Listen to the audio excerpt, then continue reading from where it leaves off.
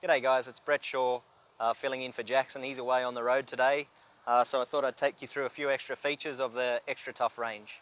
A couple of things I wanted to explain to you today about is we talk a lot about strongbacks through the head and the saddle that we have at the back, but I want to just make a few notes about why we do this and why it's so important. So on the Extra Tough and the X Series ranges, we run a thicker head plate.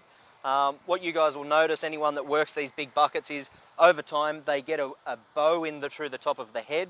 So what we do is underneath here we put two pieces of steel, flat plate, 120 mil deep by 40 mil on their edge right the way through to keep that stiff and strong to stop that bowing. The other thing is then if we come around the back, we run this big full saddle the whole way through along the back of the skin. Any of you guys, once again, that have run these buckets, you'll know the first thing that goes wrong is your head plate will bow, then the next thing is your ears put pressure on the back of your skin and they push right through. So with this big long saddle through there, it takes all the weight off the back of your skin and stops any of that flexing in the head plate and the punching in of the back of the skin, which obviously longevity of your bucket is second to none. So this is the reason that we keep going on and on about the strongbacks and the thicker head plate, because year after year these buckets continue to perform.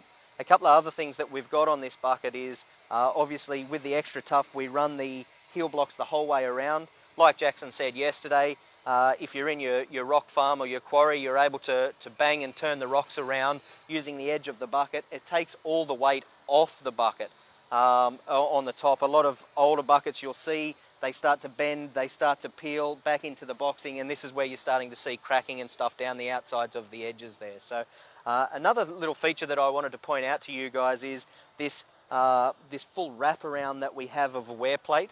What we do with the ShawX buckets, different to a lot of manufacturers, is that is a 450 grade piece of steel, and instead of it being just laminated to the side plate, we actually cut it in and weld it right into the bucket. So it's a 450 grade piece, which is a very hard wearing piece of steel that we put the whole way through. So if you have a look on the inside of the bucket, you'll also see that same piece of 450 grade steel on the inside as well. So something at ShawX, what we do is we put high grades of steel in the right places so that way we can keep the overall weight of the bucket down but keep the strength up.